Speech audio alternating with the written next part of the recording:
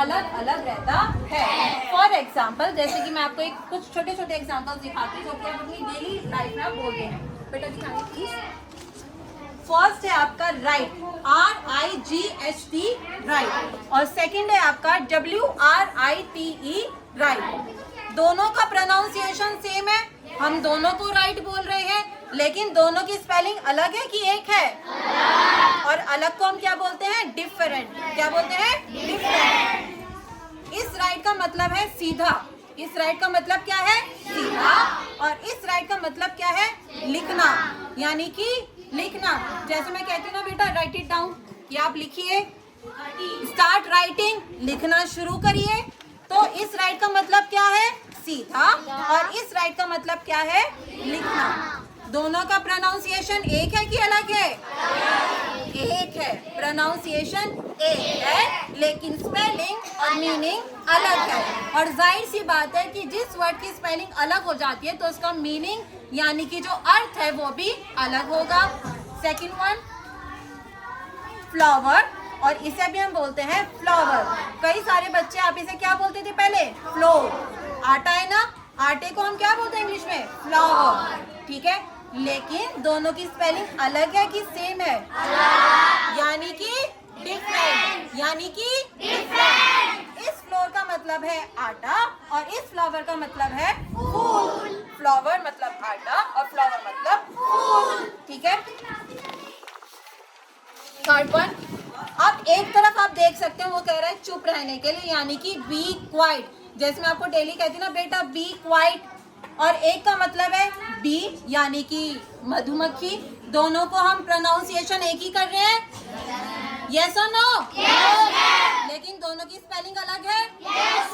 और जाहिर सी बात है अगर दोनों की स्पेलिंग अलग होगी तो दोनों का मतलब अलग होगा। ठीक है, आगे चलते हैं। अब ये नया वर्ड आया है भाई, इसमें तो स्पेलिंग भी सेम है। अब ऐसे वर्ड को हम क्या बोलते हैं? होमोनिम। क्या बोलेंगे? होमोनिम। होमोनिम ऐसे वर्ड रहते हैं कि जिनकी स्पेलिंग एक है लेकिन जिनका मतलब अलग अलग है। इस वर्ड का मतलब होता है, जैसे आप टीवी देख रहे हो, I am watching the TV, मैं टीवी देख रहा हूँ। और इस वर्ड का मतलब है घड़ी। इस वर्ड का मतलब क्या है? घड़ी। स्पेलिंग सेम है लेकिन मतलब अलग है। सेकंड वन, लेटर, और ये भी है लेटर। अच्छा, अल्फाबेट में कितने लेटर होते हैं? 26 लेटर। और ये लेटर कौन सा है? खत वाला लेटर। तो दोनों की स्पेलिंग सेम है कि अलग है? सेम, लेकिन उनका मीनिंग अलग है। और होमोफोन्स में क्या होता है? स्पेलिंग भी अलग और मीनिंग भी अलग। और होमोनिम में स्पेलिंग सेम, मीनिंग अलग। ठीक है, तो इस लेटर का मतलब क्या हो गया? खत, और इस लेटर का मतलब क्या हो गया? अक्षर। ठीक है, यानी कि एक शब्द। बेटा go back to your seat.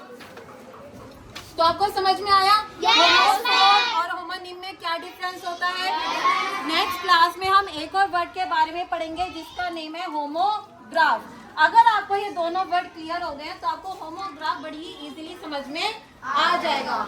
Homophone का मतलब स्पेलिंग अलग, मतलब अलग, लेकिन उच्चारण यानी कि प्रोनाउंसिएशन सेम। और होमोनिम में क्या है? स्पेलिंग सेम, मीनिंग अलग, और प्रोनाउंसिएशन भी सेम। ठीक है, ये आप में से कितनों लोग क्लियर हुआ बेटा? Homophones and homonym. Next class में हम पढ़ेंगे अबाउट द होमोग्राफ। पर्यायवाची शब्द, ठीक, पर्यायवाची शब्द हमने पहले भी कई बार पढ़े हैं। ठीक, पर्यायवाची शब्द की एक छोटी सी परिभाषा है, समान अर्थ प्रकट करने वाले शब्द को पर्यायवाची शब्द कहते हैं। समान अर्थ प्रकट करने वाले शब्द कौन से होते हैं हमारे? जैसे एक ही शब्द है तो एक शब्द के तुम्हारे कई शब्द निकल के आ रहे हैं, कई अर्थ निकल के आ रहे हैं। ठीक, उन अर्थ में से भी तुम उस शब्द को बना रहे हो, शब्द में से तुम अर्थ बना रहे हो। जैसे तुम दिया है इसमें समान अर्थ प्रकट करने वाले शब्द को पर्यायवाची शब्द या समानार्थी शब्द, यानी कि एक तरह के समान शब्द होते हैं। एक टॉपिक लिया है मैंने, एक शब्द लिया है तालाब। तालाब के है मेरे 3, सर, पुष्कर, ताल। ठीक, क्या था? सर, पुष्कर, ताल। तो ये हमारे कितने निकले? 3 शब्द निकल के। जरूरी नहीं है मेरा क्वेश्चन में यही वर्ड आएगा सर, ठीक। इसके हमारे तालाब के समानार्थी हैं 3 शब्द। जरूरी नहीं मैं अगर मैं तुमसे पूछूंगी, जरूरी नहीं मैं इसे ही पूछूंगी तुमसे कि तालाब है क्या है, नहीं, मैं तुमसे पूछूंगी कि सर का पर्यायवाची शब्द क्या है, मतलब सर का तुम समान शब्द क्या है।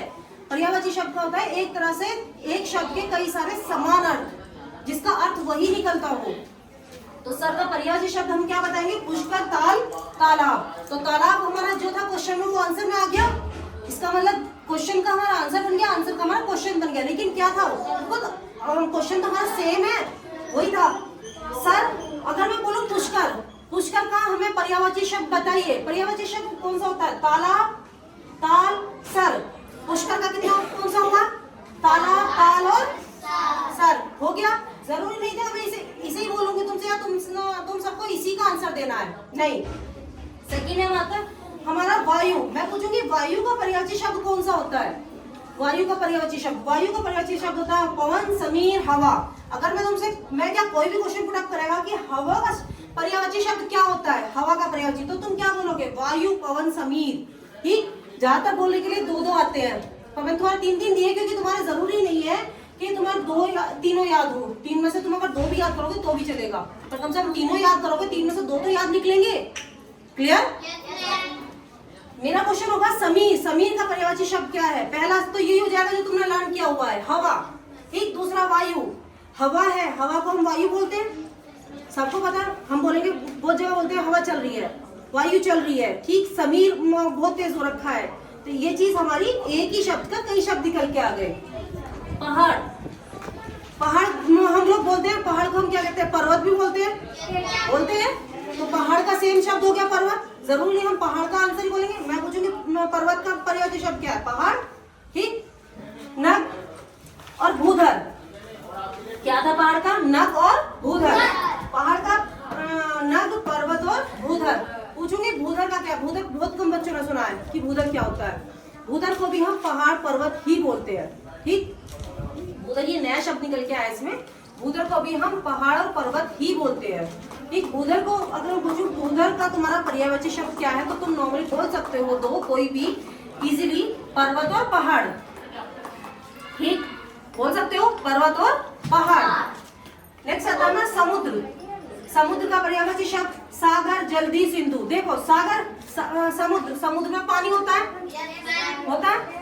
आगे आता है सागर, सागर में भी इतना पानी के थ्रू सागर होता है कि भाई सागर चल रहा है, पानी होता है उसमें। जल्दी, जल्दी अपने आप से जल बता रहा है कि जल्दी, जल्दी में मतलब जल आ रखा है, तो जल्दी वो भी समुद्र के समान आ गया। सिंधु, सिंधु तुम्हारे लिए अलग हो गया थोड़ा सा, ठीक। सूर्य, सूर्य, रवि, भानु, दिनकर। क्या है सूर्य का, रवि, भानु, दिनकर। सूर्य, भानु, ठीक। अगर हमारा सूरज है कुछ, सूरज का हम, सूर्य का हमारा जरूरी नहीं है कि हम यही दिन चीज बोलेंगे, हम सूर्य को सूरज भी बोल सकते हैं, सूर्य का हम सूरज भी कह सकते हैं, ठीक। सूर्य का हमारा पर्यायवाची क्या होगा, सूरज। भानु, दिनकर, रवि, ये सब चीजें हमारी सूर्य से ही प्रज्वलित हुई है। आगे आता हमारा जल। देखो तुम्हारा सागर था ये जल, जल में क्या आता है, नीर, पानी, वारी। ये चीज मैंने तुम्हें एक बार और क्लियर बताई थी, नीर, पानी, वारी, ये तीनों तुम्हारे जल से रिलेटेड है। नीर, नीर तुम्हारे पानी का ही है, ठीक। जल, जल तुम्हें अलग दिखाई दे रहा है कि जल है ये। पानी, इजिली तुम सब लोग बोलते हो कि पानी, पानी को हम जल भी बोलते हैं कई जगह, पानी भी बोलते हैं, तुम्हारे जल से रिलेटेड आ रखा है, ठीक। इसमें तुम्हारा क्वेश्चन जरूरी नहीं कि मैं जल ही बोलूंगी, नहीं, मैं बोलूंगी पानी का पर्यायवाची शब्द क्या है, तो तुम इजिली बोल सकते हो जल और नीर। क्लियर है? आगे आता है तुम्हारा अग्नि। अग्नि ज्यादातर हम बोलते हैं आग, अग्नि का तो आग से पता चल रहा है पर्यायवाची, बहुत इजी है। अग्नि का पर्यायवाची क्या है, आग, ठीक। आग, पावक, पावक, अनल, फिर 3 हो गए, आग, पावक, अनल। तो इसमें जरूरी नहीं कि मैं बोलूंगी आग का हमारा पर्यायवाची शब्द क्या है, तो तुम क्या बोलोगे, अग्नि, ठीक। सांप, एक चीज एक और है, सांप, सांप को क्या बोलते हैं, ठीक। सांप को स्नेक, स्नेक इंग्लिश में बोलते हैं बेटा, वेरी गुड। नाग, सर्प, ठीक।